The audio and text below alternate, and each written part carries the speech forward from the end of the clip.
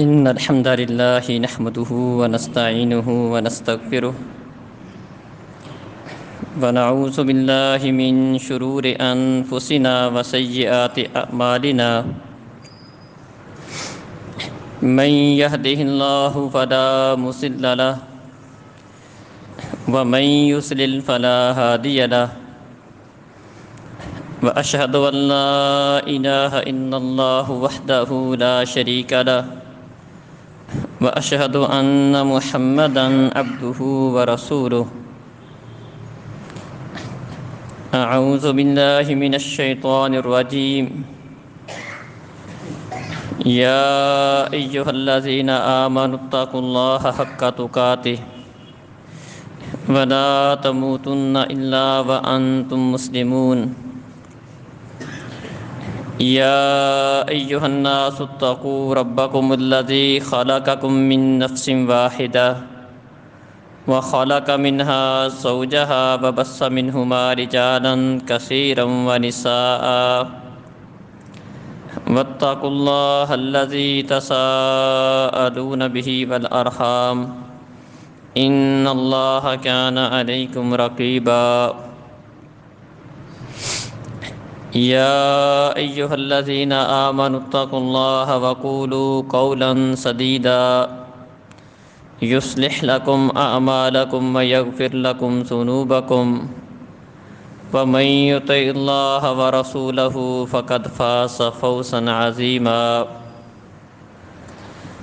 أما بعد فإن خير الحديث كتاب الله وخير الهدي هدي محمد صلى الله عليه وسلم وشر الأمور محدثاتها وكل محدثة بدعة وكل بدعة ضلالة وكل ضلالة في النار وما قدر الله حق قدره والأرض جميعا قبضته يوم القيامة والسماوات مطويات بيمينه سبحانه وتعالى عما يشركون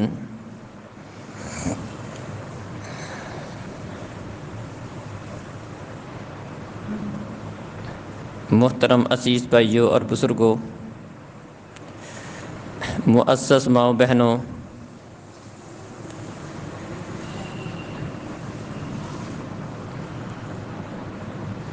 پچھلے خطبہ جمعہ میں میں نے آپ بھائیوں کے سامنے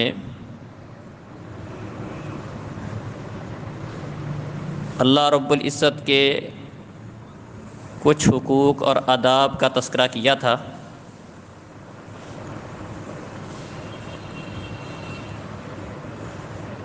کچھ کام ہم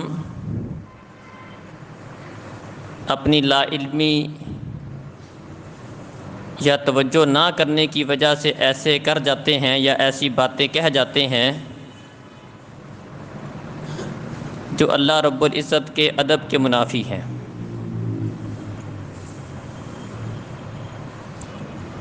اللہ رب العزت شہنشاہوں کا شہنشاہ ہے، رب کائنات ہے، احکم الحاکمین ہے۔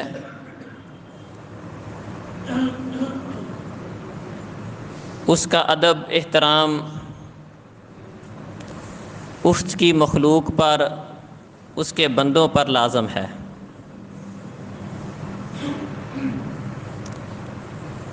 اور ہر اس کام سے بچنا ضروری ہے جس سے اللہ رب العزت کے ادب میں، اس کے احترام میں کسی قسم کی کمی لازم آتی ہو۔ پچھلے جمعہ میں نے عرض کی تھی کہ اللہ رب العزت کے بڑے پیارے پیارے نام اور صفات ہیں۔ اللہ رب العزت کے ناموں کو، اس کی صفات کو ماننا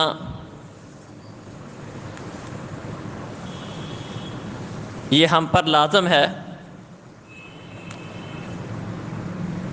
اور اللہ رب العزت کے ناموں کے ساتھ مخلوق کے نام رکھنا یا اللہ رب العزت کے ناموں کو بگاڑ کے استعمال کرنا یا اللہ رب العزت کے ناموں کا مطلب نہ سمجھنا، یہ اللہ رب العزت کے بے ادبی میں شمار ہوتا ہے۔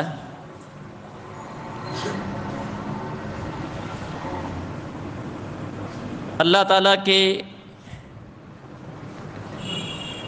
ادب و احترام میں کمی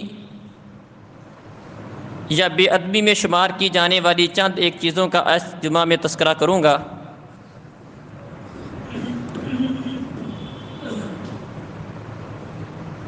بعض لوگ انجانے میں یا لا علمی کی وجہ سے اللہ رب العزت کے نظام کو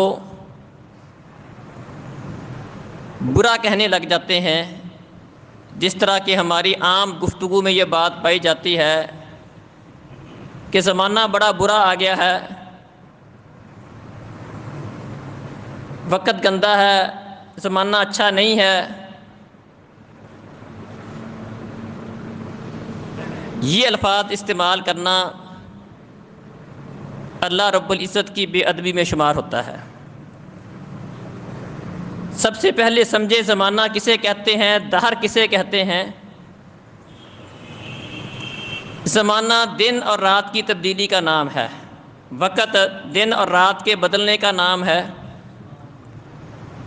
دن اور رات کا تبدیل ہونا یہ انسانوں کے یا دن رات کے اختیار میں نہیں ہے، اس کو بدلنے والی ذات، اس نظام کو چلانے والی ذات یہ اللہ رب العزت کی ذات ہے۔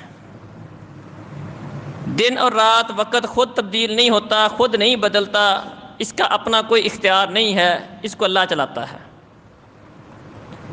اب جو بندہ دن کو برا کہتا ہے، رات کو برا کہتا ہے، زمانے کو برا کہتا ہے، وقت کو برا کہتا ہے، گویا کہ وہ اس نظام کے چلانے والے کو برا کہہ رہا ہے، کیونکہ ان چیزوں کا تو اپنا اختیار ہی کوئی نہیں۔ اسی لیے پیارے نبی صلی اللہ علیہ وسلم نے فرمایا تھا، لا تسبوا الدہر فانا الدہر، فرمایا زمانے کو گالی نہ دو، فانا الدہر، میں زمانہ ہوں۔ میں زمانہ ہوں کا مطلب کیا؟ اقلب اللیل والنہار، زمانہ نام ہے دن اور رات کے تبدیل ہونے کا، اور دن اور رات کو تبدیل کرنے والا میں ہوں۔ تو یہ عام ہماری گفتگو میں یہ چیز پائی جاتی ہے، لوگ اس طرح کی بات کر جاتے ہیں۔ ہاں، حالات برے ہوتے ہیں ہماری بدعمالیوں کی وجہ سے، معاملات میں خرابی آتی ہے ہماری بدعمالیوں کی وجہ سے، اس میں دن رات کا کیا قصور ہے؟ وقت کا کوئی قصور نہیں، زمانے کا کوئی قصور نہیں، یہ تو اسی طرح سے چل رہا ہے جب سے اللہ رب العزت نے اس کائنات کو پیدا کیا تھا۔ اس وقت بھی سورج اسی طرح نکلتا تھا، غروب ہوتا تھا، دن رات کا آنا جانا اسی طرح تھا، یہ نظام تو اسی طرح باقی ہے، اس میں کوئی تبدیلی نہیں آئی ہے، وہ اسی طرح چل رہا ہے، اور اس کو چلانے والی ذات اللہ رب العزت کی ذات ہے۔ اسی طرح دیگر کئی ایسی چیزیں ہیں جن کا اپنا کوئی اختیار نہیں ہے، جب انسان اس کو برا کہتا ہے گویا کہ اس کو چلانے والے اور اس کو استعمال کرنے والے کو برا کہہ رہا ہوتا ہے۔ ایک بندے نے ہوا کو برا کہا، اس پہ لعنت کی، بعض کا ایسا ہو جاتا ہے تیز آندھی چلتی ہے، بندے کے کپڑے اٹھ گئے، یا کام میں رکاوٹ آ گئی، یا کوئی گرد و غبار ریت اس کے منہ پر، اس کی آنکھوں میں پڑ گئی، تو ایسے موقع پر بھی انسان بعض اوقات ہوا کو، آندھی کو، اس طرح کی چیزوں کو گالی دے دیتا ہے، اس کو برا کہہ دیتا ہے۔ ایک آدمی کو نبی مکرم صلی اللہ علیہ وسلم نے اسی طرح آندھی کو، ہوا کو برا کہتے ہوئے، اس پہ لعنت کرتے ہوئے سنا۔ فرمایا لا تلعن الریح، آندھی پر، ہوا پر لعنت نہ کر، اس کا کوئی قصور نہیں ہے، فإنها مأمورہ، یہ تو اللہ کے حکم سے چلتی ہے، اس کا اپنا اختیار ہی کوئی نہیں۔ تو گویا کہ آندھی کو برا کہنے والا، اس پہ لعنت کرنے والا، اس کو بھیجنے والے کو برا کہہ رہا گویا کہ، کیونکہ اس کا اپنا اختیار ہی کوئی نہیں، اپنی مرضی سے وہ چلتی نہیں ہے۔ تو جو چیزیں اپنی مرضی ان میں نہیں ہے، ان کو چلانے والی ذات صرف اور صرف اللہ احکم الحاکمین کی ذات ہے۔ تو جب انسان ان چیزوں کو برا کہے گا تو گویا کہ وہ اللہ رب العزت کو برا کہہ رہا ہے۔ تو اس لیے یہ چیز اللہ رب العزت کی بے ادبی میں شامل ہوتی ہے، شمار ہوتی ہے، کہ بندہ ہوا کو برا کہے، زمانے کو برا کہے، وقت کو برا کہے، ان چیزوں سے گریز کرنا ضروری ہے۔ اسی طرح بعض لوگ اللہ رب العزت کے بارے میں بدگمانی کا شکار ہوتے ہیں، میرے حالات نہیں سنوریں گے، اس طرح کی باتیں لوگ کرتے رہتے ہیں۔ یا بعض لوگ مجھے تو شاید معافی ملنی نہیں ہے، میرے ساتھ ایسا ہی ہونا ہے، اس طرح کی باتیں کرتے رہتے ہیں۔ یہ اللہ رب العزت کے بارے میں بدگمانی ہے۔ اللہ احکم الحاکمین، کمال صفات کی مالک ذات ہے، اس کے بارے میں اس کے بندے کو، اس کی مخلوق کو اچھے خیالات رکھنے چاہیے، اپنے رب سے امیدیں اچھی وابستہ کرنی چاہیے۔ میرا رب میرے ساتھ اچھا کرے گا، جو میرے بارے میں فیصلہ کرتا ہے وہ اچھا ہی ہوتا ہے۔ یہ ایک مسلمان کا اپنے رب کے بارے میں گمان ہوتا ہے کہ میرا رب میرا بڑا خیر خواہ ہے، وہ میرے لیے بہتر ہی کرتا ہے، میرے لیے اچھا ہی کرتا ہے، اگر یہ میرا مسئلہ بن بھی گیا ہے تو اس میں خیر میرے لیے بہتری ہوگی۔ فرمایا پیارے نبی صلی اللہ علیہ وسلم نے، انا عند ظن عبدی بی، صحیح بخاری میں حدیث ہے، فرمایا میرا بندہ میرے بارے میں جس طرح کا گمان کرتا ہے میں اس کے ساتھ اسی طرح کا سلوک کرتا ہوں۔ میں اپنے بندے کے میرے بارے میں گمان کے مطابق ہوتا ہوں، میرے بندے کا میرے متعلق جو سوچ ہوتی ہے، جو نظریہ ہوتا ہے، جو گمان ہوتا ہے، میں اس کے ساتھ اسی طرح کا برتاؤ اور رویہ اس کے ساتھ اختیار کرتا ہوں۔ اگر ہم اپنے رب کو سمجھیں میرا رب میرا بڑا خیر خواہ ہے، بھلائی کرنے والا ہے، مجھ پر بڑی رحمت کرنے والا ہے، میرے اوپر بڑا کرم کرنے والا ہے، اس کے میرے بارے میں فیصلے عدل پر مبنی ہے، انصاف پر مبنی ہے، وہ میرے اوپر کوئی زیادتی نہیں کرتا، اس کی طرف سے کوئی ظلم نہیں ہے، ہاں کمیاں کوتاہیاں میرے اندر ہیں، میرا رب میرے ساتھ برا نہیں کرتا ہے۔ اپنے رب کے بارے میں ہمیشہ حسن ظن رکھا جائے۔ اپنے رب کے بارے میں بدگمانی، کسی عام بندے کے بارے میں بدگمانی، یہ درست نہیں ہے۔ برا گمان کسی بندے کے متعلق رکھ لینا، کسی کے متعلق بری سوچ رکھ لینا، ایک مسلمان کے لیے دوسرے مسلمان کے بارے میں ایسا کرنا درست نہیں ہے۔ تو وہ اللہ، وہ خالق، وہ مالک، وہ رحمان، وہ رحیم، جو اپنی مخلوق پر اس قدر رحم کرنے والا ہے، اس کے بارے میں کسی برے گمان کا شکار ہو جانا، بدگمانی کا شکار ہو جانا، اچھی سوچ نہ رکھنا، اچھی امیدیں نہ رکھنا، یہ انسان کے لائق نہیں ہے۔ تو اللہ رب العزت کے ادب کا تقاضا یہ ہے کہ بندہ اپنے رب کے بارے میں ہمیشہ اچھا گمان رکھے، اچھی سوچ رکھے۔ لا یموتن احد منکم الا وهو یحسن ظنہ باللہ، پیارے نبی صلی اللہ علیہ وسلم فرماتے ہیں تم میں سے کسی کو بھی موت اس حالت میں نہیں آنی چاہیے مگر یہ کہ وہ اپنے رب کے بارے میں اچھا گمان رکھنے والا ہو، اچھا خیال ہو، اس کی اپنے رب کے بارے میں سوچ اچھی ہو۔ ابو بکر اور نبی کریم صلی اللہ علیہ وسلم غار میں تھے، ابو بکر صدیق رضی اللہ عنہ کہنے لگے اللہ کے رسول یہ سر پہ پہنچ گئے، ان میں سے اگر کسی بندے نے اپنے قدموں کی طرف بھی دیکھ لیا تو ہمیں دیکھ لے گا۔ جب نبی مکرم صلی اللہ علیہ وسلم اور ابو بکر صدیق رضی اللہ عنہ ہجرت کے لیے نکلے، غار میں پناہ لی، چھپ گئے، مشرکین مکہ تعاقب کرتے کرتے ان کے سر پہ پہنچ گئے، بالکل غار کے منہ پر کھڑے ہو گئے، وہاں باتیں کرنے لگے۔ تو اس موقع پر ابو بکر صدیق رضی اللہ عنہ نبی مکرم صلی اللہ علیہ وسلم کو مخاطب کر کے کہنے لگے اللہ کے رسول سر پہ پہنچ گئے ہیں، اگر ان میں سے کسی نے نیچے بھی دیکھ لیا تو ہمیں دیکھ لے گا۔ قربان جائیں اپنے رب کے بارے میں گمان، سوچ، نظریہ۔ فرمایا ابو بکر ما ظنکم باثنین اللہ ثالثہما، تیرا ان دو بندوں کے بارے میں کیا خیال ہے، کیا گمان ہے جن کے ساتھ تیسرا ان کا اللہ ہے؟ اچھی سوچ رکھو، اچھا گمان رکھو، ہمارے ساتھ ہمارا رب ہے، ہمیں پریشان ہونے کی ضرورت نہیں ہے، ہمارا رب ہمیں پریشان نہیں کرے گا، ضائع نہیں کرے گا۔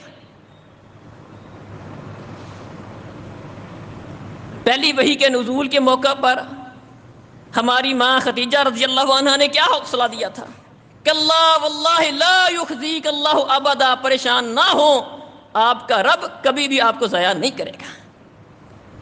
اللہ اکبر۔ یہ ایک مسلمان کا اپنے رب کے بارے میں گمان ہونا چاہیے، سوچ ہونی چاہیے کہ میرا اللہ میرے ساتھ بڑی محبت کرنے والا ہے، پیار کرنے والا ہے، میرا بڑا خیر خواہ ہے، میری بہتری کی سوچتا ہے، میری بہتری والے فیصلے کرتا ہے، اس کا میرے بارے میں فیصلہ خیر پر مبنی ہے، عدل پر مبنی ہے، وہ میرے اوپر زیادتی نہیں کرتا۔ ایک صحابی کی عیادت کے لیے گئے، اس کی موت کا وقت قریب تھا۔ پیارے نبی صلی اللہ علیہ وسلم نے اس سے پوچھا بھی کیا حال ہے، اپنے آپ کو کیسا پاتے ہو؟ وہ کہنے لگا کہ میں اس موقع پر اللہ تعالیٰ سے اس کی رحمت کی مجھے امید ہے، اللہ سے نا امیدی نہیں ہے، اللہ میرے اوپر کرم فرمائے گا، رحمت کرے گا، اس کی رحمت پر بھی میری نظر ہے، لیکن چونکہ اللہ رب العزت نے اپنے عذاب سے بھی ڈرایا ہے، مجھے ڈر بھی لگتا ہے، اللہ سے ڈر بھی لگتا ہے اور اللہ رب العزت کی رحمت کی امید بھی ہے۔ فرمایا پیارے نبی صلی اللہ علیہ وسلم نے کہ اس موقع پر کہ جب بندے کی جان نکلنے کے قریب ہو، آخری مراحل ہو، اس موقع پر جس بندے کے دل میں یہ دو چیزیں جمع ہو جائیں، اللہ کی رحمت کی امید بھی ہو، اللہ کے بارے میں حسن ظن رکھنے سے مراد صرف اور صرف یہی نہیں ہے کہ بندہ اللہ ڈرائے نافرمانیاں بندہ کرتا رہے پھر بھی حسن ظن ہی رکھے، یہ مطلب نہیں۔ جس بندے کے دل میں اس موقع پر دونوں چیزیں جمع ہو جائیں، اللہ کے بارے میں وہ یہ گمان رکھتا ہے کہ اللہ مجھے معاف کرے گا، بڑا رحمان ہے، رحیم ہے، میرے اوپر رحمت کرے گا، اور ساتھ پکڑ کر بھی ڈر ہو کہ اللہ پکڑ بھی سکتا ہے، اللہ کی گرفت بھی ہو سکتی ہے، اللہ کے عذاب سے بھی ڈرتا ہے۔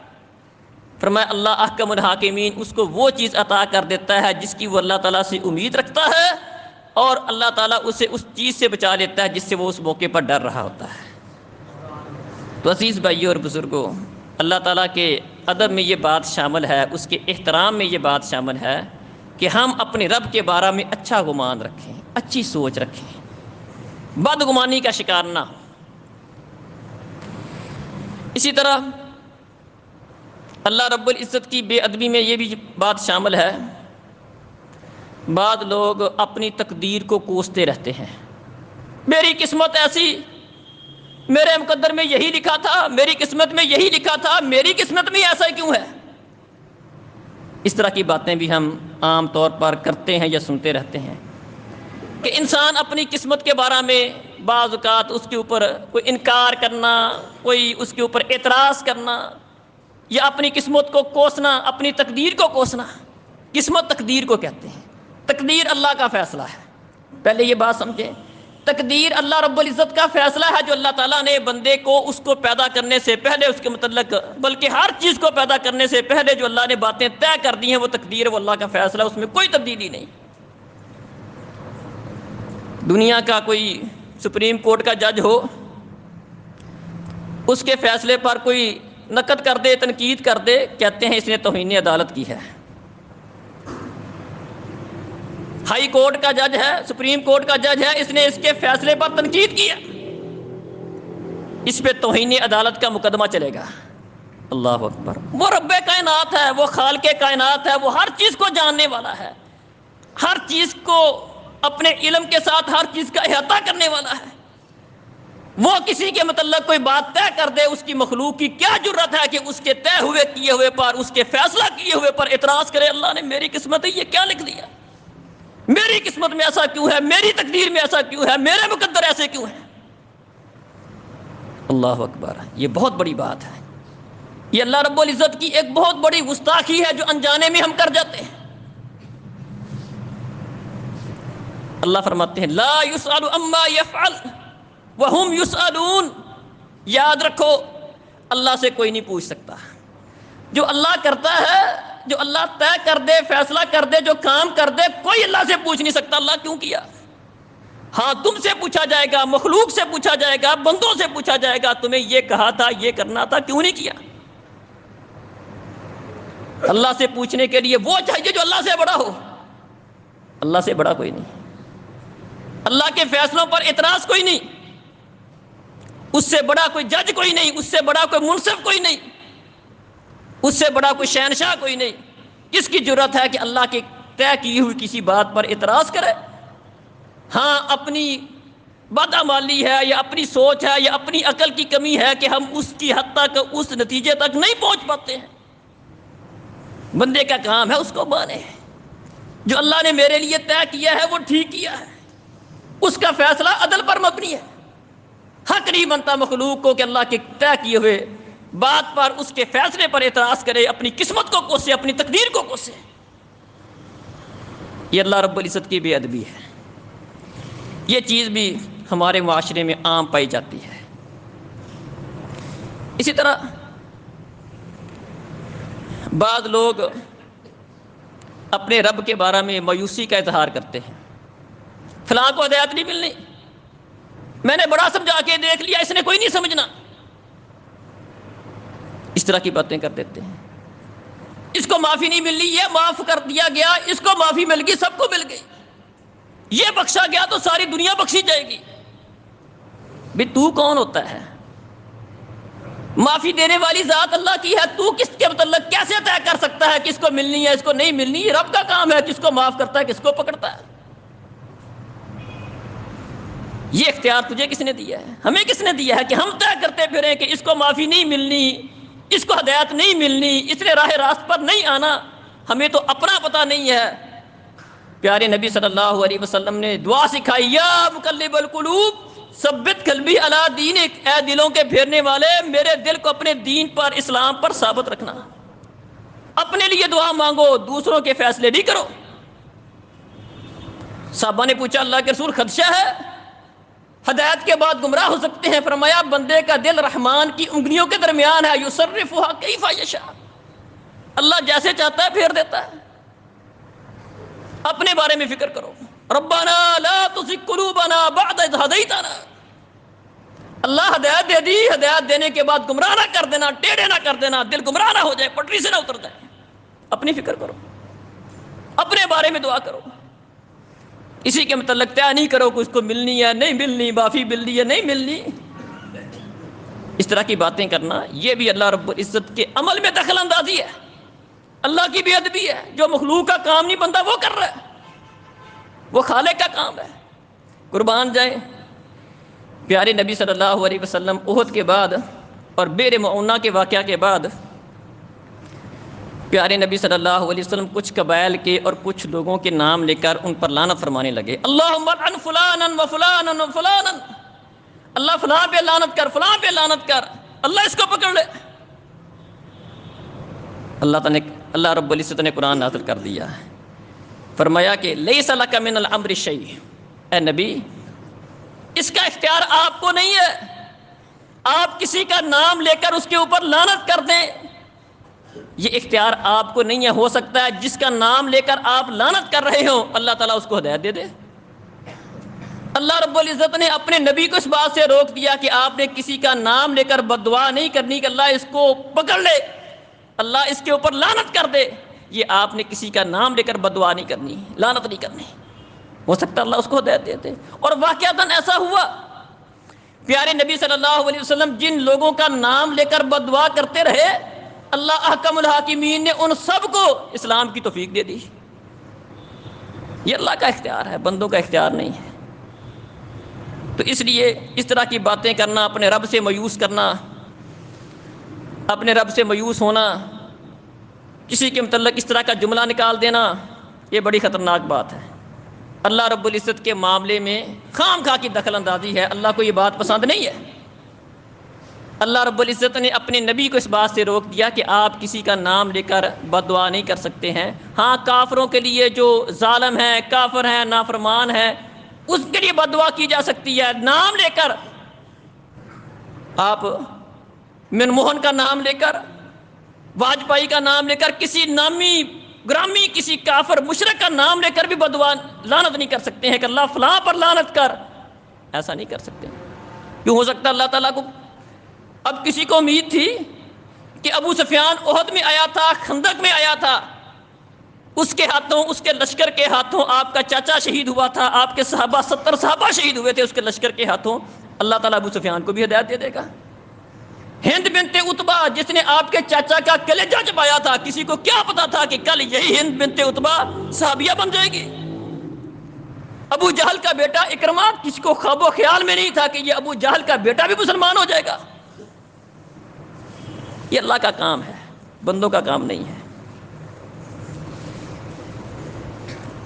اسی طرح اللہ رب العزت کی بے ادبی میں سے یہ بات بھی شامل ہے کہ انسان اللہ تعالیٰ، اس کے رسول، اس کی شریعت کا مذاق اڑائے.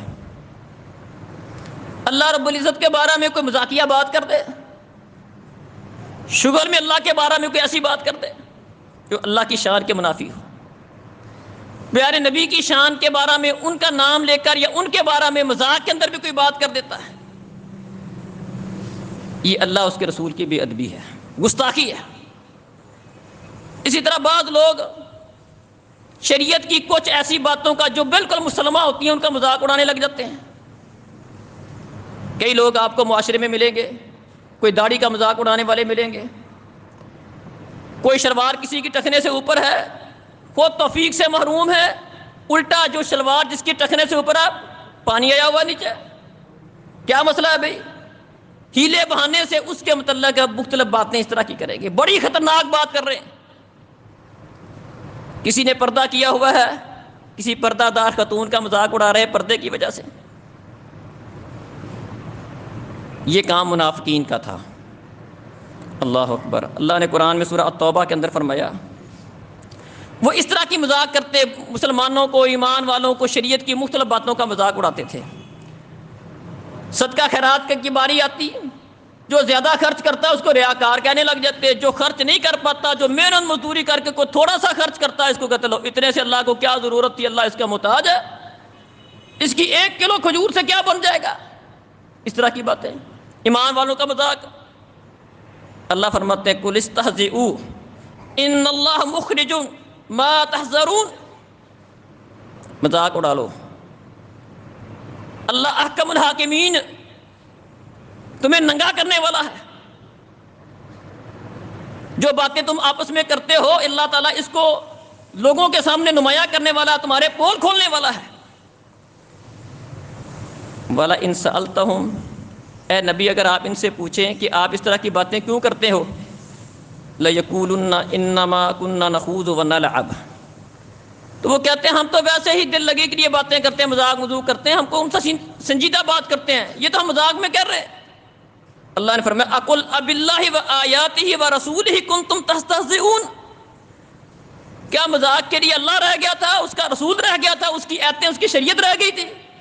یہ کون سی مذاق والی چیز ہے؟ تم اللہ کے بارے میں مذاق کرتے ہو، اس کے رسول کے بارے میں مذاقیہ بات کرتے ہو، اس کی شریعت کے بارے میں مذاقیہ بات کرتے ہو.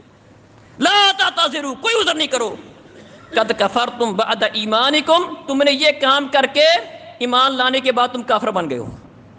بڑی خطرناک بات ہے. شریعت کی کسی بات کا مذاق اڑانا معمولی بات نہیں ہے. یہ اللہ اس کے رسول کی بہت بڑی گستاخی ہے، بہت بڑی بے ادبی ہے. اسی طرح اللہ رب العزت کی بے ادبی میں یہ بات بھی شامل ہے، جس کام کو اللہ نے منع کیا ہے اس کو اعلانیہ کرتے پھرنا. بندہ گناہوں پر اتنا دلیر ہو جائے کہ اللہ نے کہا یہ نہیں کرنا، بندہ ڈنکے کی چوٹ پر وہ کام کرتا ہے، اس سے بڑی گستاخی اور بے ادبی کیا ہو سکتی ہے؟ فرمایا کل امتی معافا الا المجاہرین، فرمایا یاد رکھو میری ساری امت کو معافی مل جائے گی سوائے ان لوگوں کے جو اعلانیہ گناہ کرنے والے ہیں، جو گناہوں پر اتنے دلیر ہو گئے ہیں، اللہ کی نافرمانی پر اتنے دلیر ہو گئے ہیں کہ انہیں اللہ اس کے رسول کا کوئی ادب و احترام، کوئی شرم و حیا رہا ہی نہیں، اعلانیہ گناہ کرتے ہیں، چھپ کر بھی نہیں کرتے. چھپے ہوئے کو بھی اللہ جانتا ہے، لیکن اعلانیہ کرنے کا مطلب کیا؟ اعلانیہ مطلب بالکل واضح ایک سامنے آنا کہ ہم یہ کر رہے ہیں، سب کے سامنے کر رہے ہیں. بلکہ پیارے نبی صلی اللہ علیہ وسلم نے اس بات کو بھی اعلانیہ گناہ میں شمار کیا کہ بندہ رات کو چھپ کر کرے اور پھر لوگوں کو بتاتا پھرے کہ میں نے یہ کیا تھا، میں نے یہ کیا تھا. یہ بھی اعلانیہ میں شمار ہوتا ہے. تو یہ بھی اللہ رب العزت کی بہت بڑی گستاخی ہے، بے ادبی ہے کہ بندہ اللہ کی نافرمانیاں اعلانیہ کرتا پھرے، بہت بڑی گستاخی. اسی طرح اللہ کی بے ادبی میں یہ بات بھی شامل ہے کہ ایک طرف بات ہو اللہ کی، اس کے رسول کی، دوسری طرف بات ہو بندے کی اپنی خواہش کی، شیطان کی، بندہ اللہ کی بات کو چھوڑ کے، اس کے رسول کی بات کو چھوڑ کے، اس کی شریعت کی بات کو چھوڑ کے اپنی بات مانتا ہے، شیطان کی بات مانتا ہے، یہ اللہ کی بہت بڑی گستاخی ہے۔ اللہ کہتا ہے یہ کرو، مجھے یہ پسند ہے، شیطان کچھ اور چاہتا ہے، بندے کا نفس، بندے کا دل کچھ اور چاہتا ہے۔ بندہ اللہ کی چھوڑ دے، اپنی مان لے، شیطان کی مان لے، کیا کر رہا ہے؟ اللہ کا ادب ہے، احترام ہے۔ دنیا میں کوئی بڑا ہے، کوئی افسر ہے، باپ ہے، گھر کا بڑا ہے، استاد ہے، وہ ادھر جانے کو کہے شاگرد ادھر جائے، بے ادب شمار ہوتا ہے، گستاخ شمار ہوتا ہے۔ وہ رب کائنات ہے، وہ خالق ہے، وہ مالک ہے، وہ کہتا ہے یہ کرو، یہ کہتا ہے میرا دل یہ کرنے کو کرتا ہے، میں یہ کروں گا۔ اس کا دشمن شیطان کرتا ہے، کہتا ہے یہ کرو، اللہ کہتا ہے یہ کرو، یہ شیطان کا کہا مان کر رب کی بات کو ٹھکرا دیتا ہے۔ اس سے بڑی گستاخی اور بے ادبی کیا ہوگی؟ اللہ تعالیٰ کی طرف سے آواز آ جائے اللہ اکبر، اللہ کا ایک نمائندہ اللہ تعالیٰ کی طرف سے ایک مقرر کردہ مؤذن کہتا ہے اللہ اکبر، حی علی الصلاۃ، حی علی الفلاح، کامیابی ادھر ہے، فلاح ادھر ہے، اللہ سب سے بڑا ہے، تیری دکان، تیرا مکان، تیرا کاروبار ہر چیز سے بڑا ہے، سب کو چھوڑ کے اللہ کی بارگاہ میں آؤ۔ یہ اس موقع پر اللہ کی نہیں سنتا، اللہ کی نہیں مانتا، اللہ بلا رہا ہے، باپ بلائے، بڑا بلائے، استاد بلائے، نہ آئے، گستاخی ہے۔ اللہ بلائے، کوئی گستاخی کوئی نہیں، بے ادبی کوئی نہیں۔ کیا سمجھ رکھا ہے ہم نے اللہ رب العزت کی ذات کو؟ اللہ تعالیٰ کی طرف سے آواز آتی ہے اللہ اکبر، اللہ سب سے بڑا ہے، اور اللہ کی بارگاہ میں چھوڑ دو اپنے کام۔ اللہ کہتا ہے حی علی الصلاۃ، کامیابی چاہتے ہو، فلاح چاہتے ہو، نماز کی طرف آؤ، کامیابی کی طرف آؤ، کامیابی یہاں ملے گی۔ یہ دکان کھول کے بیٹھا ہے، اس نے کیا سمجھا اللہ کو بڑا؟ اپنے کاروبار میں لگا ہے، باتوں میں لگا ہوا ہے، بالکل آرام کی نیند سویا ہوا ہے، اس کو کوئی پرواہ نہیں مسجد میں آنے کی، جماعت کے ساتھ نماز پڑھنے کی۔ اللہ کی بے ادبی ہے، گستاخی ہے، اللہ کا ادب احترام نہیں ہے۔ یہ عبادت میں کھڑا ہے، اللہ اکبر۔ میں نے کہا کچھ بے ادبیاں، گستاخیاں ہم انجانے میں کر جاتے ہیں، لا علمی کی وجہ سے کر جاتے ہیں، توجہ نہیں ہوتی۔ پیارے نبی صلی اللہ علیہ وسلم فرماتے ہیں کہ جب بندہ اللہ کی بارگاہ میں نماز میں کھڑا ہوتا ہے تو اللہ احکم الحاکمین اس کے اوپر پوری توجہ کرتے ہیں۔ لا یزال اللہ مقبلا علی العبد وهو فی صلاتہ ما لم یلتفت، قربان جائیں۔ فرمایا جب بندہ اللہ کی بارگاہ میں کھڑا ہے، بالکل سیدھا خشوع و خضوع کے ساتھ، توجہ کے ساتھ کھڑا ہوتا ہے، اللہ رب العزت بھی اس کی طرف پورا دھیان اس کے اوپر توجہ کرتا ہے۔ ہاں جب یہ اپنی نظریں ادھر ادھر پھیر لیتا ہے، اللہ بھی اس کی طرف سے اپنی توجہ پھیر لیتا ہے۔ گویا کہ اللہ تعالیٰ یہ بندے کو باور کرواتا ہے تجھے ضرورت ہی نہیں ہے، وہ خالق کائنات تیرے اوپر متوجہ ہے، اور بندہ اللہ کی بارگاہ میں کھڑا ادھر ادھر دیکھ رہا ہے، اللہ کو غصہ تو آتا ہوگا۔ یہ کیسا بندہ ہے؟ کسی دنیا دار کے سامنے کھڑا ہو، بڑی توجہ کے ساتھ کھڑا ہوتا ہے، کسی افیسر کے ساتھ، کسی جج کے ساتھ میں سے کھڑا ہو، ادب کے ساتھ، احترام کے ساتھ کھڑا ہوگا، لغو حرکتیں نہیں کرے گا، تمیز کے ساتھ کھڑا ہوگا۔ تھوڑی ادھر ادھر کی حرکتیں کرے، لوگ کہیں بدتمیز ہے بھائی، تو مجھے پتہ نہیں، مجلس کے آداب کا پتہ نہیں، بڑے کے ادب کا پتہ نہیں، ٹانگیں لمبی کر کے بیٹھا ہوا ہے، باتیں کر رہا ہے آپس کی، میرے ساتھ بات کر رہا، منہ ادھر کر رہا ہے، دھیان کدھر ہے؟ تو بات کو سنتا کیوں نہیں، توجہ کیوں نہیں کرتا ہے؟ میں کچھ کہتا ہوں تو کچھ کہہ رہا ہے، تیرا دھیان ہی کسی اور طرف ہے۔ یہ بڑوں کا ادب ہے۔ اور جو سب سے بڑا ہے اس کی بارگاہ میں کھڑا ہے، کوئی پرواہ کوئی نہیں، کیا پڑھ رہا ہے، کیا مانگ رہا ہے، دھیان کدھر ہے، آنکھیں کدھر اٹھ رہی ہیں، کھڑا اللہ کی بارگاہ میں ہے۔ فرمایا ان اللہ لا يقبل من قلب واہن غافل، اس لیے اللہ احکم الحاکمین ایسے دل کی دعا کبھی قبول نہیں کرتا جو مانگتے وقت اس کی توجہ نہ ہو، غفلت میں پڑا ہوا۔ اللہ کہتا ہے اس کو ضرورت ہی کوئی نہیں ہے، ویسے کھڑا روٹین کا اپنا ایک روٹین ورک کے اندر یہ کام کر رہا ہے، باقی خاص ضرورت اس کو نہیں ہے، اس کا دھیان ہی کوئی نہیں، توجہ ہی کوئی نہیں، مانگنا نہیں چاہتا، لینا نہیں چاہتا۔ یہ بھی اللہ رب العزت کی بے ادبی میں شامل ہے۔ اسی طرح کچھ چیزیں اللہ کا شعار ہیں، اللہ کی نشانیوں میں شمار ہوتی ہیں، وہ اللہ کا پتہ دیتی ہیں۔ دنیا میں اللہ تعالیٰ نے اپنا پتہ دینے والی کچھ چیزیں نازل کی ہیں، جیسے کتاب اللہ کا شعار ہے، اللہ کی نشانی ہے، اللہ کا پتہ دینے والی چیز ہے۔ یہ دنیا میں اللہ کا کلام ہے جو ہمارے اندر موجود ہے۔ اس کی تعظیم کرنا یہ بھی اللہ کے ادب میں شامل ہے۔ جو قرآن کی تعظیم نہیں کرتا، اللہ کی شعار، اللہ کی نشانیاں، بیت اللہ اللہ کا شعار ہے، اللہ کی نشانی ہے، اس کی تعظیم نہیں کرتا، اس کا ادب نہیں کرتا، قرآن کا ادب نہیں کرتا، یہ بندہ بھی اللہ کا گستاخ ہے۔ اللہ کی اطاعت، اللہ کی فرما برداری کرنے والا اور اللہ تعالیٰ کی کا ادب و احترام کرنے والا نہیں ہے۔ قرآن کا ادب اس کو پڑھنا، سیکھنا، سمجھنا، عمل کرنا، اس کی طرف ٹانگے اس کے اوپر پاؤں نہ کرنا، زمین پر نہ رکھنا، اس کے اوپر دیگر دنیاوی کتابوں کو قرآن کے اوپر نہ رکھنا، یہ سارے اللہ تعالیٰ کے قرآن کے ادب میں باتیں شامل ہیں۔ بیت اللہ کا ادب ہے، اللہ کا گھر ہے، اللہ کی نشانی ہے، اس کا ایک ادب ہے، احترام ہے، اس کی طرف منہ کیا جاتا ہے، منہ نہیں کرے گا نماز نہیں ہوگی۔ پیشاب خانہ کرتے وقت اس کی طرف منہ کرنا، پیٹ نہیں کیا جاتا، اس کا ادب احترام ضروری ہے۔ اس طرح کا گھر کوئی نہیں کوئی اس کے مقابل گھر بنا لے، یہ اللہ کے گھر کی بے ادبی ہے۔ جو طواف ایک اللہ کے گھر کا ہونا چاہیے، وہ طواف دنیا میں کسی اور گھر کا کرنا شروع کر دیتا ہے، یہ اللہ کے گھر کی بے ادبی ہوگی۔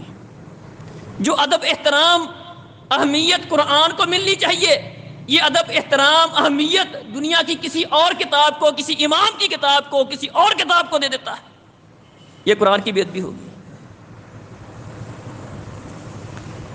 تو اللہ تعالیٰ کے ادب میں یہ بات شامل ہے کہ انسان اللہ تعالیٰ کی نشانیوں کا ادب احترام کرے۔ اسی طرح بعض لوگ قسم اٹھاتے وقت ماں کی قسم، باپ کی قسم، اس طرح مخلوق کی قسمیں اٹھا دیتے ہیں۔ قسم صرف اور صرف ایک اللہ کی اٹھانی جائز ہے۔ پر من کانا یحلف فلیحلف باللہ او لیصمت، جس نے قسم اٹھانی ہو صرف اللہ کی اٹھائے یا خاموش رہے۔ بلکہ ایک حدیث میں نبی مکرم صلی اللہ علیہ وسلم نے فرمایا کہ لا تحلفوا بآبائکم، اپنے باپ دادوں کی قسم نہیں کھاؤ۔ جو بندہ باپ دادوں کی قسم کھاتا ہے وہ شرک کرتا ہے۔ یہ شرک کیسے ہے؟ دراصل بندہ جس کی قسم کھاتا ہے اس کی بہت زیادہ تعظیم اس کے دل میں ہوتی ہے۔ اللہ کی قسم کھانے کا مطلب یہ ہے کہ اللہ سب سے بڑا ہے، بندہ اس کو حاضر ناظر جان کے، اس کو سامنے مان کے، اس کو تمام اختیارات کا مالک مان کر یہ اس بات کی گواہی دیتا ہے کہ یہ مسئلہ اس طرح ہے۔ حلفیہ بیان، بعض یہ حلفیہ بیان کو بھی لوگوں نے مذاق بنا رکھا ہے۔ حلفیہ بیان کو تو کوئی جس طرح مرضی حلفیہ بیان لے لے، بھی حلفیہ بیان کا مطلب ہوتا ہے میں اللہ کی قسم اٹھا کر یہ بات کرتا ہوں، معمولی چیز نہیں ہے یہ۔ جو قسم اٹھاتے وقت کسی اور کی قسم اٹھاتا ہے گویا کہ وہ اس کو اللہ کے برابر کر رہا ہے۔ جو تعظیم، جو مقام، جو مرتبہ ایک اللہ کا تھا، اس نے وہ مقام، مرتبہ، وہ تعظیم کسی اور کو دے دی، اس نے اللہ کی بے ادبی کی۔ لہذا منع کیا کہ فرمایا باپ دادوں کی قسم نہیں کھاؤ، ماں کی قسم نہیں اٹھاؤ، باپ کی قسم نہیں اٹھاؤ، مخلوق کی قسم نہیں اٹھاؤ۔ جس نے قسم اٹھانی وہ خالق کی قسم اٹھائے، رب کعبہ کی قسم اٹھائے، رب کائنات کی قسم اٹھائے، پیدا کرنے والے کی قسم اٹھائے، مخلوق کی قسم نہ اٹھائے۔ اسی طرح کسی بھی اور طریقے سے اللہ کے برابر کسی اور کو قرار دے لے، جس طرح کے بعض لوگ اللہ رسول کی مرضی یا تمہارے سپرد اللہ کے سپرد، نہیں بھائی، اللہ کے برابر کوئی چیز نہیں ہو سکتی۔ ایک بندے نے پیارے نبی صلی اللہ علیہ وسلم کے سامنے یہ بات کر دی کہ جو آپ چاہیں اللہ چاہے، فرمایا تو نے مجھے اللہ کے برابر کر دیا ہے، ایک ہی وقت میں دونوں کو اکٹھا ذکر کر دیا ہے، مرضی کل ما شاء اللہ ثم شئت۔ اللہ کے ادب کا تقاضا یہ ہے کہ یہ کہو کہ جو اللہ چاہے اس کے بعد جو آپ چاہیں۔ اللہ کی چاہت کے برابر کسی اور کی چاہت کو بنا دینا، اللہ کی مرضی کے برابر کسی اور کی مرضی کو قرار دے لینا، اللہ کی سپردگاری کے برابر کسی اور کی سپردگی کو دے دینا، قرار دے لینا، یہ اللہ کی توہین ہے۔ اللہ کے سپرد، اس کے بعد آپ کے سپرد، یہ تو کہا جا سکتا ہے۔ لیکن اللہ کے سپرد تمہارے سپرد، اللہ اور بندے کو اکٹھا کر دیا، یہ اللہ کی شان کے منافی ہے۔ تو عزیز بھائیوں اور بزرگوں، شروع میں نے آیت پڑھی تھی، اللہ فرماتے ہیں وما قدر اللہ حق قدر، ان ظالموں نے، یہودیوں نے، عیسائیوں نے اللہ کی قدر نہیں کی، جو اللہ کی شان تھی اس کو نہیں پہچانا۔ والارض جمیعا قبضتہ یوم القیامہ، اللہ وہ شان والا ہے کہ قیامت کا دن ہوگا ساری کی ساری زمین اس کی مٹھی میں ہوگی۔ والسماوات مطویات بیمینہ، اور آسمان اس کے دائیں ہاتھ میں لپیٹے ہوئے ہوں گے۔ سبحانہ وتعالی عما یشرکون، اللہ احکم الحاکمین، پاک ہے اور بلند ہے اس سے جس کو وہ اللہ کے شریک بناتے ہیں۔ اللہ کی قدر کو پہچانے، اللہ کی شان کو پہچانے، اللہ کے مقام کو پہچانے، اور اللہ رب العزت کا تذکرہ، اللہ کے بارے میں وہ بات جو اللہ کی شان کے منافی ہے، اللہ کی گستاخی میں شمار ہوتی ہے، اس سے بچیں۔ اللہ کے بارے میں وہ بات کریں جو اللہ کا حق ہے، اور اللہ کا حق مخلوق کو نہ دیں، مخلوق کو اللہ کے برابر نہ قرار دیں۔ چند ایک چیزیں میں نے آپ کے سامنے ذکر کی ہیں جن کے اندر ہم کوتاہی برتتے ہیں، سستی کرتے ہیں، اللہ رب العزت کے ادب کرنے میں، اس کے احترام کرنے میں ہم اپنی لا علمی کی وجہ سے یا بے دہانی کی وجہ سے سستی کا شکار ہوتے ہیں۔ اس کے متعلق میں نے توجہ دلائی ہے، اور آخر میں پیارے نبی صلی اللہ علیہ وسلم کا یہ فرمان بھی ذہن میں رکھیں۔ فرمایا کہ ان العبد لا يتکلم بالکلمہ ما یلقی لها بعلا یہوی بها فی نار جہنم۔ بعض اوقات انسان بے دہانی میں کوئی ایسی بات کر جاتا ہے جس کے اوپر اس کی توجہ نہیں ہوتی ہے، دھیان نہیں ہوتا میں بات کتنی خطرناک کر رہا ہوں۔ بعض اوقات بندے کی زبان سے نکلا ہوا ایک کلمہ اس کو جہنم میں لے جاتا ہے، بالخصوص اللہ رب العزت کی ذات کے بارے میں۔ تو ہمیں خود بھی کوشش کرنی چاہیے کہ ہم اللہ رب العزت کی شان کو پہچانیں، اس کے مقام کو پہچانیں، اور ہر اس بات سے اپنے آپ کو بچانے کی کوشش کرنی چاہیے جو اللہ رب العزت کی بے ادبی میں شمار ہوتا ہے۔ اور اللہ رب العزت کا جو ادب ہے، احترام ہے، مخلوق ہونے کے ناطے، اللہ کے بندے ہونے کے ناطے ہمیں اس کو پہچاننا چاہیے، اور اللہ رب العزت کو اس کا حق دینا چاہیے۔ اللہ سمجھنے اور عمل کی توفیق عطا فرمائے۔ اقول قولی ھذا ان الحمد للہ نحمده ونستعینه ونستغفره ونعوذ باللہ من شرور انفسنا وسیئات اعمالنا، من يهده الله فلا مضل له ومن يضلل فلا هادي له، واشهد ان لا الہ الا اللہ وحدہ لا شریک له، واشهد ان محمدا عبدہ ورسولہ۔ یہ ایک اعلان ہے بھائی، جیسا کہ پہلے بھی آپ بھائیوں نے سیلاب زدگان کے حوالے سے کافی ماشاءاللہ تعاون کیا تھا، اب وہاں پر ان لوگوں کو سردی کے موسم کے